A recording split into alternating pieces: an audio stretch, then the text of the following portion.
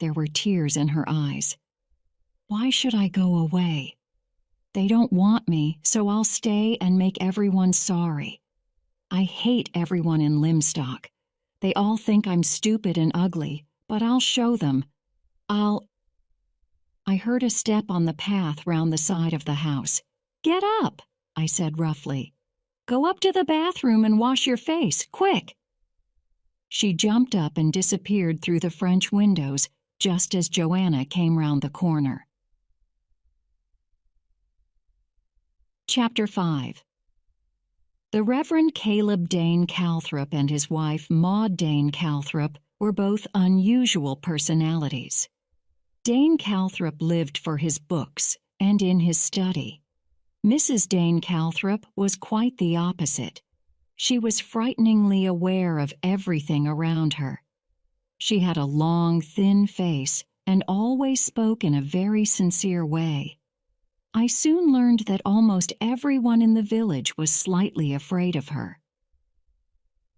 The day after Megan had come to lunch, Mrs. Dane Calthrop stopped me in the high street. "Oh, Mr. Burton. Now what did I want to see you about? Something rather unpleasant, I think." "I'm sorry about that," I said. "Ah, anonymous letters. That's it. Why have you brought anonymous letters to Limstock?" "I didn't bring them," I said. "They were here already." "Nobody got any until you came, though." "Yes, they did. Several people got them." "Oh dear," she said.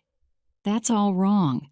We're not like that here, and it upsets me because I ought to know about it." "How could you know?" I asked. "Because I usually do, and they are such silly letters, too." "Have you had any yourself?" Her eyes opened wider. "Oh, yes, 2. No, 3. I forget exactly what they said. It was something about Caleb and the schoolteacher. Very silly." She paused. "And there are so many things the letters might say but don't. That's what is so strange. They don't seem to know any of the real things." "What do you mean exactly?" "Well, of course, there is plenty of adultery here and more, so why doesn't the writer use those secrets? What did they say in your letter?" "They suggested that my sister wasn't my sister." "And is she?"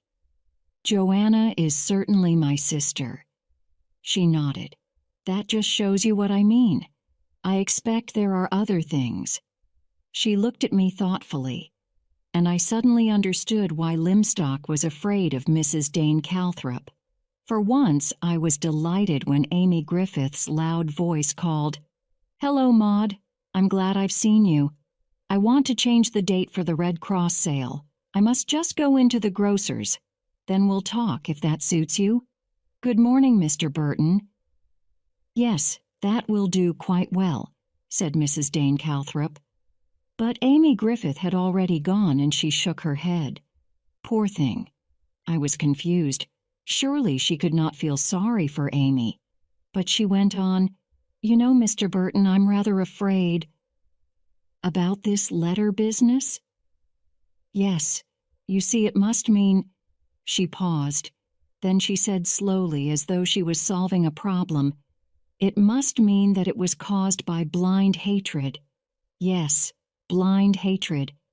But even a blind man might put a knife in the heart purely by chance. And what would happen then, Mr. Burton?" We were to know that before another day had passed. 2. It was Partridge who brought the news of the tragedy. She came into Joanna's bedroom in the morning. "There's awful news, Miss Burton," she said as she pulled back the curtains. "Shocking. I couldn't believe it when I heard." "What's awful?" said Joanna, trying to wake up. "Poor Mrs. Symington." She paused. "Dead. Dead." Joanna sat up in bed, now wide awake. "Yes, and what's worse, she committed suicide." "Oh no, Partridge." Joanna was really shocked. "Yes, it's the truth, but she was driven to it. Poor thing." "Not..." Joanna's eyes questioned Partridge, and Partridge nodded. That's right. One of those evil letters. What did it say? But unfortunately, Partridge had not been able to find out. They're unpleasant things, said Joanna. But I don't see why they would make someone want to commit suicide. Not unless they were true, Miss Burton. And Partridge left the room. When Joanna came in to tell me the news, I thought of what Dr. Griffith had said, that sooner or later the letter writer would hit the mark. Now they had with Mrs. Symington. She, the woman you would least suspect, had had a secret. How awful for her husband, Joanna said, and for Megan. Do you think? She paused. I wonder if she'd like to come and stay with us for a day or two. We'll go and ask her, I said. We went down to the Symingtons' house after breakfast. We were a little nervous because we did not want to seem too interested in what had happened. Luckily, we met Owen Griffith just coming out through the gate. Oh, hello, Burton. I'm glad to see you. What an awful business. Good morning, Dr. Griffith, said Joanna loudly. Griffith's face went red. Oh, good morning, Miss Burton. I thought perhaps, said Joanna, that you didn't see me. Owen Griffith got redder still. I'm so sorry. I was thinking. Joanna went on. After all, I am standing right in front of you. I interrupted quickly. My sister and I wondered whether it would be a good thing if Megan came and stayed with us for a day or two. What do you think? I think it would be an excellent thing, he said. It would be good for her to get away. Miss Holland is doing very well, but she really has quite enough to do with the two boys and Symington himself. He's quite heartbroken. It was, I paused. Suicide? Griffith nodded. Oh, yes. She wrote, I can't go on a torn bit of paper, and the anonymous letter was found in the fireplace. What did... I stopped. Sorry, I said. Griffith gave a quick, unhappy smile. It will have to be read at the inquest, but the suggestion was that the second boy, Colin, was not Symington's child. Do you think that was true? I asked. I've only been here 5 years, but I thought the Symingtons were a happy couple who loved each other and their boys. It's true that Colin doesn't look very much like his parents. He's got red hair for one thing, but that's not unusual. His red hair may have been the reason for the suggestion. It probably was. But it just happened to be correct, said Joanna, or she wouldn't have killed herself, would she? Griffith said, I'm not sure. I've been treating her for a nervous condition, so she may have thought that her husband would not believe her when she said the story wasn't true. And Owen walked away slowly down the street. Joanna and I went on into the house. The front door was open and it seemed easier than ringing the bell, especially when we heard Elsie Holland's voice from inside the sitting room. But Mr. Symington, you must eat something. You haven't had anything since lunchtime yesterday, and you will be ill if you don't eat or drink. Symington said, You're very kind, Miss Holland, but... A nice cup of hot tea, said Elsie Holland. Personally, I would have given the poor fellow something stronger. He was sitting in a chair, looking very confused, but he took the tea and said, Thank you so much, Miss Holland. You are being so good to me. It's nice of you to say that, Mr. Symington, and don't worry about the children. I'll look after them. Also, if I can help in any other ways, like letter writing or telephoning, please do ask me. Then, as Elsie Holland turned to go, she saw us and hurried out into the hall. Isn't it terrible? She whispered. Can we speak to you for a moment? Asked Joanna. Elsie Holland led the way into the dining room. "It's been awful for Mr. Symington. It's been such a shock. But of course Mrs. Symington had been behaving strangely for some time. She had been very nervous and often crying." "What we really came for," said Joanna, "was to ask if Megan could stay with us for a few days. That is, if she'd like to come?" Elsie Holland looked surprised. "Megan, I don't know. I mean, one never knows what she is going to feel about anything." Joanna said, "We thought it might be a help." "Oh, well, of course it would. I mean, I haven't really had time to pay much attention to Megan. I think she's upstairs somewhere. I don't know if—" Joanna looked at me, and I went quickly out into the hall. I found Megan in a room at the top of the house. The curtains were drawn across the windows, and she was curled up on a bed in the dark like a frightened animal. "Megan," I said gently. She looked at me, but she did not move. "Megan," I said again. "Joanna and I have come to ask you if you would like to come and stay with us for a few days." "Stay with you? In your house?" Her expression did not change. "Yes." "You mean you'll take me away from here?" "Yes, Megan." Suddenly she began to shake all over. "Oh, do take me away, please. It's so awful being here and feeling so evil. Can we go now?" "Well, when you've packed a few things that you'll need, I'll be downstairs." I returned to the dining room. "Megan's coming," I said. "Oh, that is good," Elsie Holland replied. "It will stop her thinking about herself all the time. And it will be so good for me not to have to think about her as well as everything else. I hope she won't be too difficult. Oh dear, there's the telephone. I must go and answer it."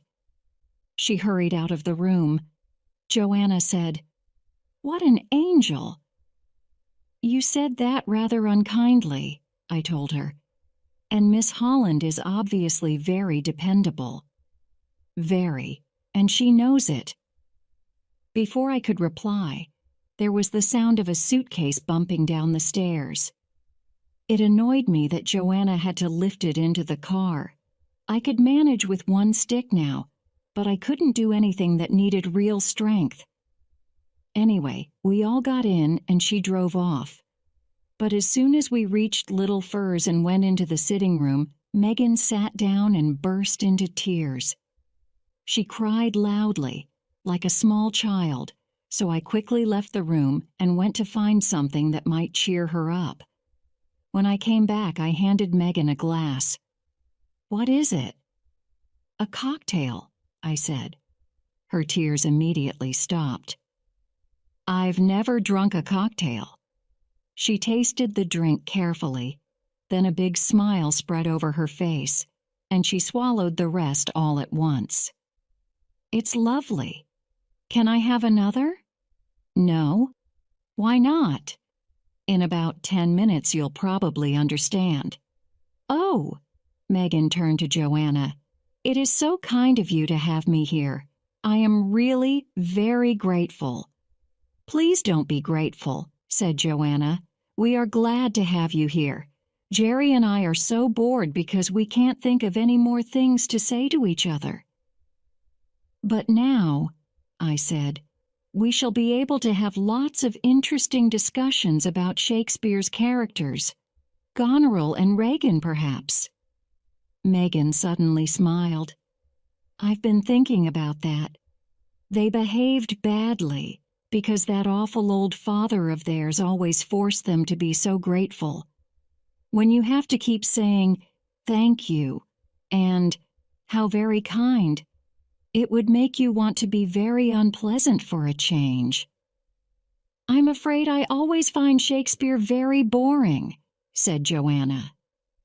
"All those long scenes where everybody is drunk and it's supposed to be funny." "Talking of drink," I said. "How are you feeling, Megan?" Very well, thank you. Not at all confused. You can't see two Joannas or anything like that? No. I just feel as though I'd like to talk rather a lot. Perfect, I said.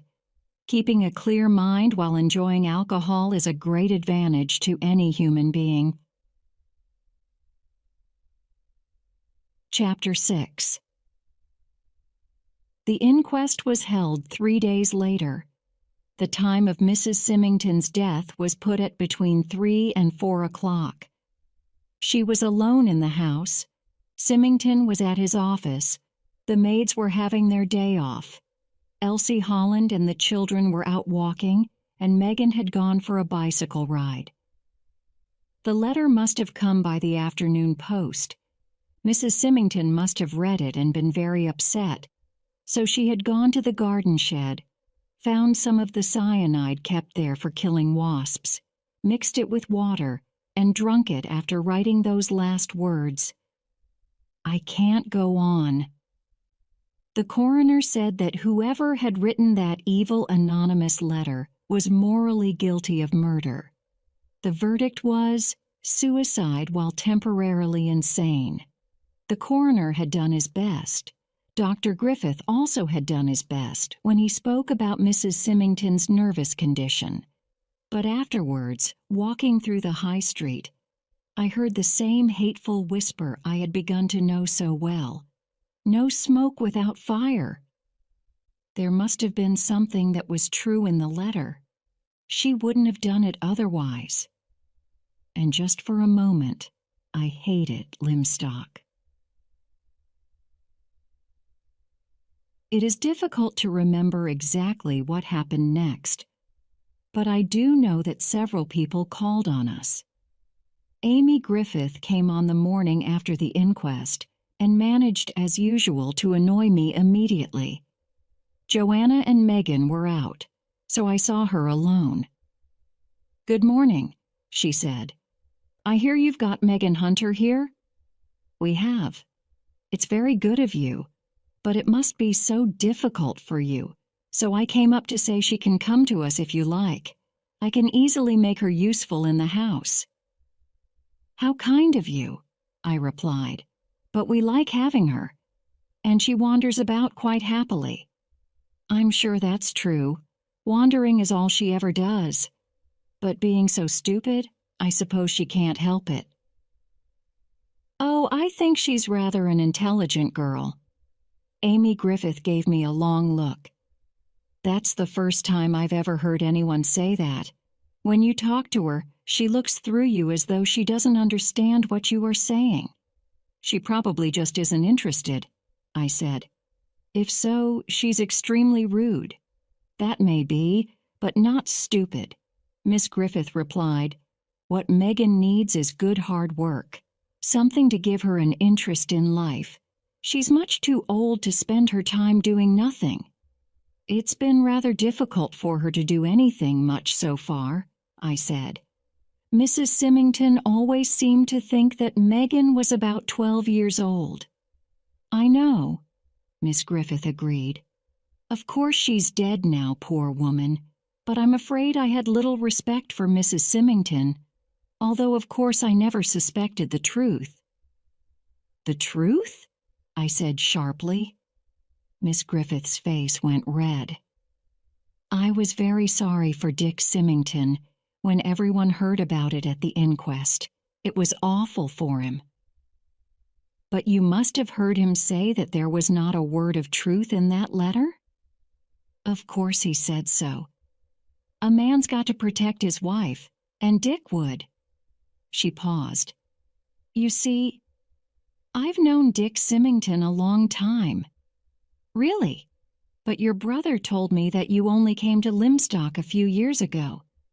"Oh, yes, but when we lived in the north of England, Dick Symington used to come and stay near us.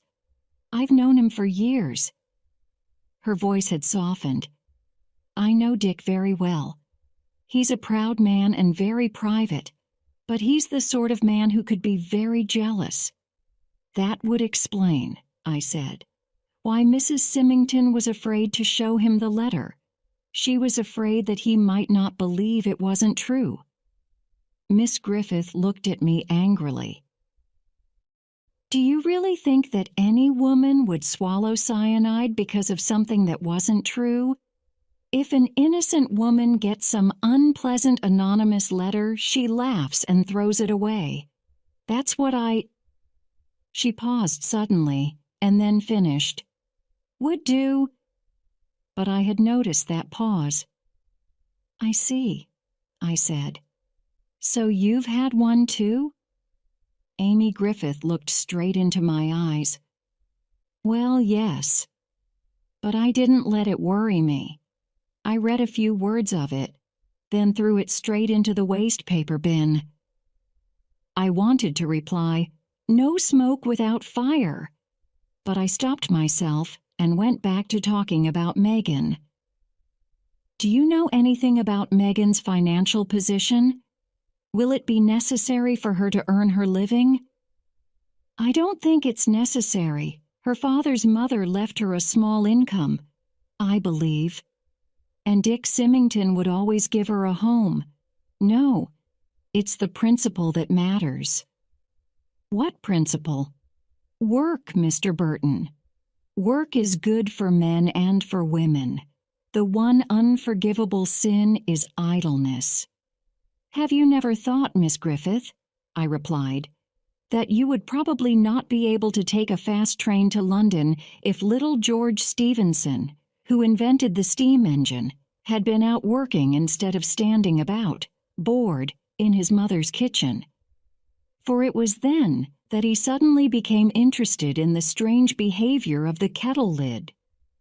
But Amy Griffith was not persuaded. You are like most men, Mr. Burton. You dislike the idea of women working. And you are just like my parents. I wanted to study to be a doctor, but they refused to pay for me to do that, although they paid happily for Owen to become a doctor. I'm sorry about that, I said. It was hard on you. She went on quickly. Oh, I'm not upset about it now. My life is busy and active, but I do still speak out against that stupid idea that a woman's place is always in the home. I'm sorry if I offended you, I said, and I don't think Megan's place is being in the home at all. No, poor child. She doesn't fit in anywhere, I'm afraid. Her father, you know. She paused and I said, I don't know. Everyone says, her father very quietly, and that is all. What did the man do? Is he alive still? I really don't know. But he went to prison, I believe. And he was very strange. That's why Megan is rather difficult to be with. Joanna is very fond of Megan, I said. Amy said, your sister must find it so boring down here. And as she said it, I learned that Amy Griffith disliked my sister. It was there in the smooth sound of her voice. We all wonder why you have both chosen to bury yourselves in such an out-of-the-way place. It was a question, and I answered it. It was because of my doctor's orders. He told me to come somewhere very quiet, where nothing ever happened. I paused. Not quite true of Limstock now. No, no. She sounded worried and got up to go, then stopped. You know, we must try to stop it, all this unpleasantness. Aren't the police doing anything? I suppose so, but we ought to take control of it ourselves. She said goodbye quickly and went away. Emily Barton, the owner of our house, also called on us just after we had finished tea to talk about the garden. As we walked back towards the house, she said, I do hope that Megan hasn't been too upset by this awful business. Her mother's death, you mean? That, of course, but I really meant the unpleasantness behind it. I was interested. What do you think about that letter? Was it true? Oh, no, no. I'm quite sure that Mrs. Symington never... But why would anyone want to write such a thing? A twisted mind. That seems very sad. It doesn't seem sad to me. It just seems evil. But why, Mr. Burton? Why? What pleasure can anyone get out of it? She lowered her voice. They say that Mrs. Cleet, but I really cannot believe it. Nothing like this has ever happened before in Limstock. I said, You've not, received any letters yourself? Her face went very red. Oh no, oh, that would be dreadful.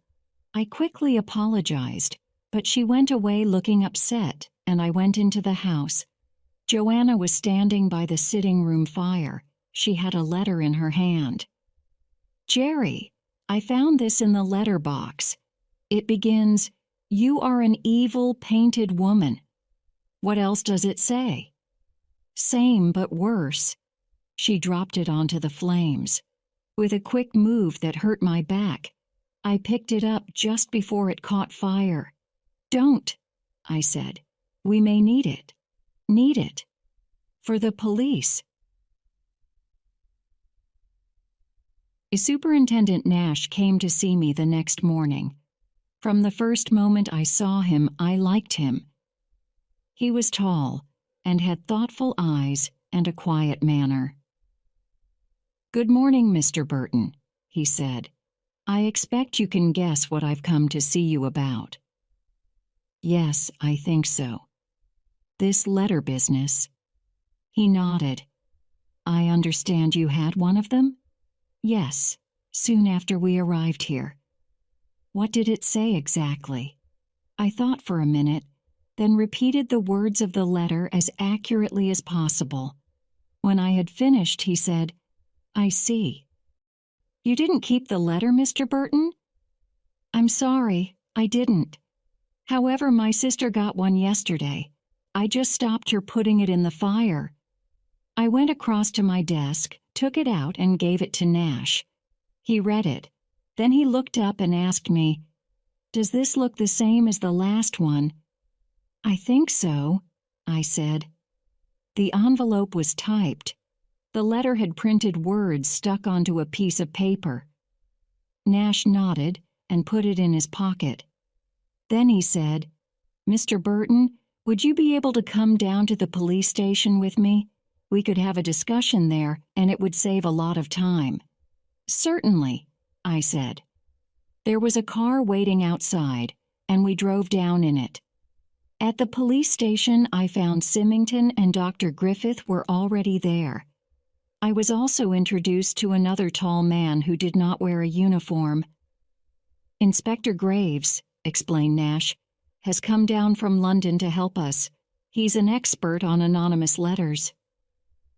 They're all the same, these cases, Graves said in a deep, sad voice. You'd be surprised. The words they use and the things they say. Some of the letters were spread out on the table, and he had obviously been examining them.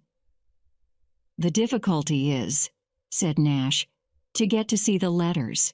Either people put them in the fire, or they won't admit to having received any.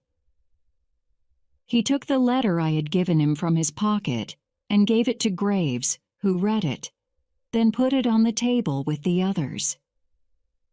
We've got enough, I think, to go on with, said Inspector Graves. And if you gentlemen get any more, would you please bring them to me at once? Also, if you hear of someone else getting one, please do your best to get them to come here with them.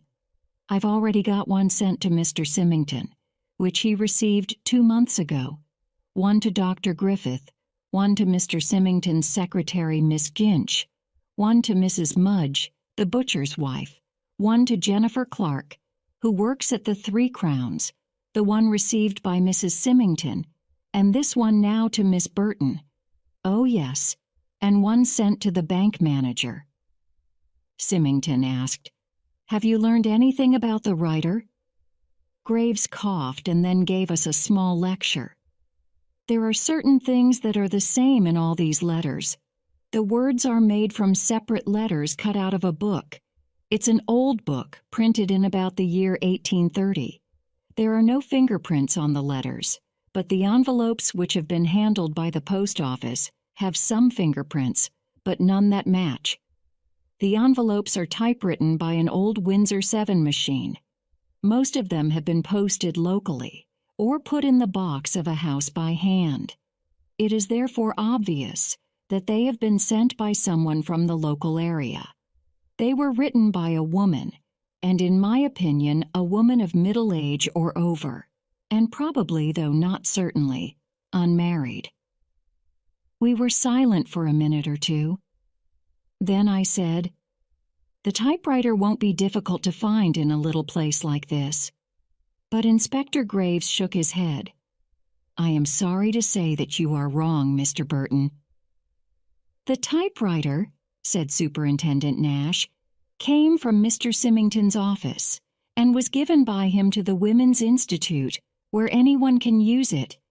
But what we do know is that these letters were written by an educated woman who can spell and use words well enough to say exactly what she wants to."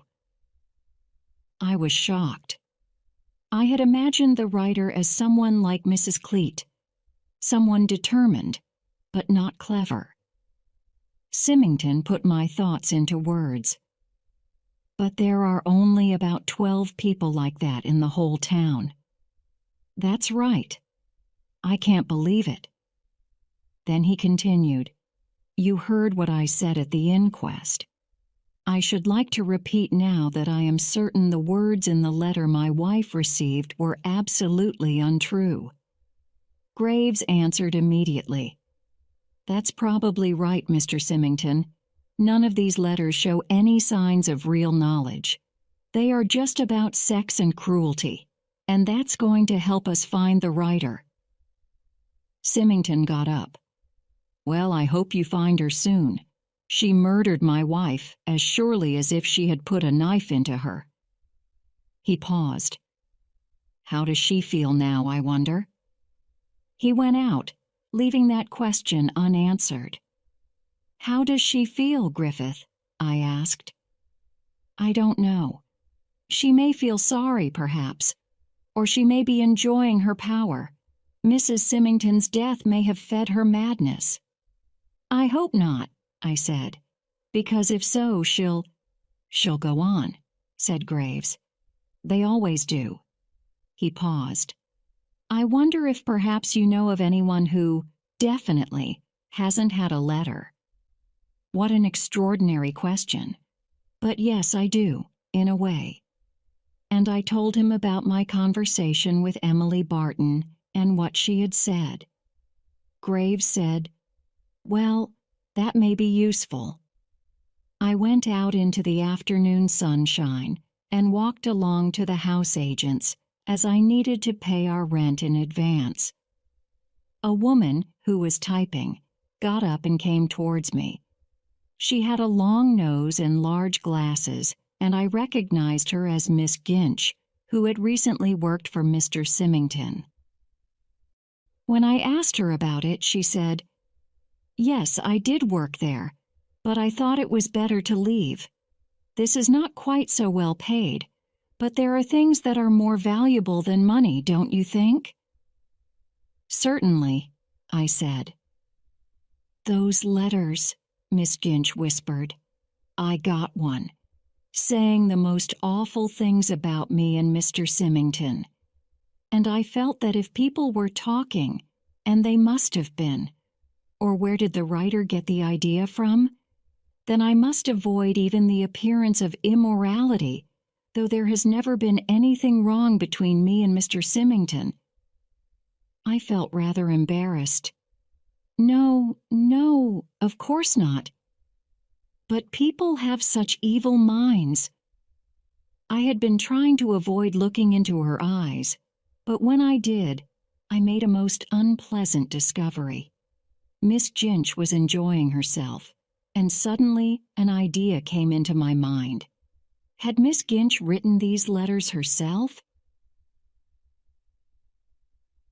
Chapter 7. When I got home, I found Mrs. Dane Calthrop sitting talking to Joanna. She looked ill. "This has been such a shock, Mr. Burton," she said. "Poor thing, poor thing." "Yes," I said. "It's awful to think of someone being so unhappy that they take their own life." "Oh, you mean Mrs. Symington?" she asked. "Didn't you?" Mrs. Dane Calthrop shook her head. "Of course I am sorry for her, but it was going to happen sometime, wasn't it?" "Was it?" said Joanna. Mrs. Dane Calthrop turned to her. "Oh, I think so. If you think suicide is the best way to escape from trouble, then it doesn't much matter what the trouble is. She would have killed herself one day because she was that kind of woman.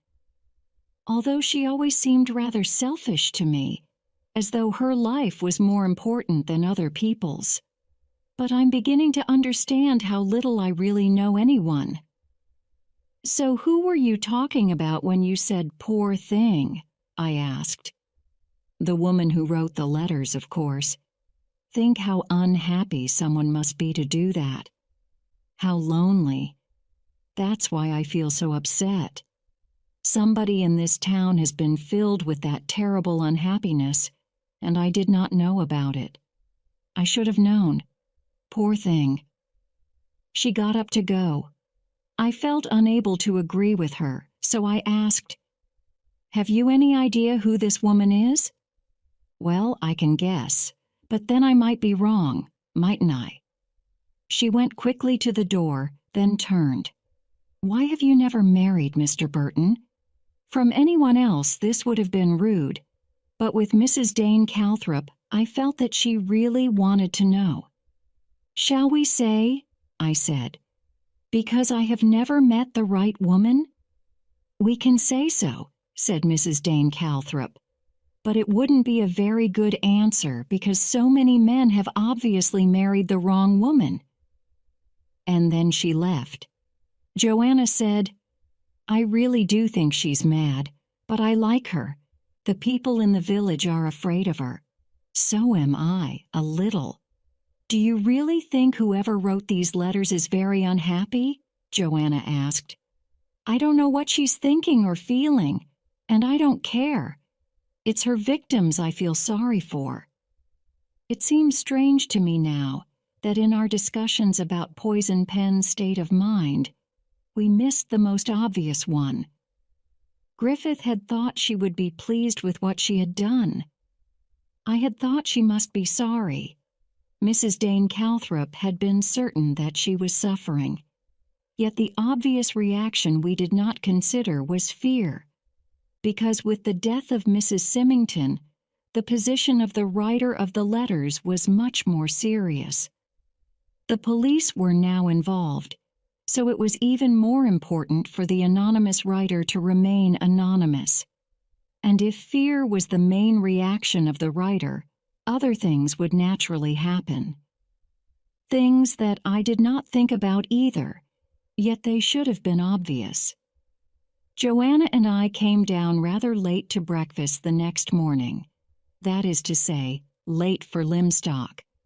And I was annoyed to see Amy Griffith standing on the doorstep talking to Megan. 9:30 is not the time for a morning call. "Hello there, you lazy pair," she called.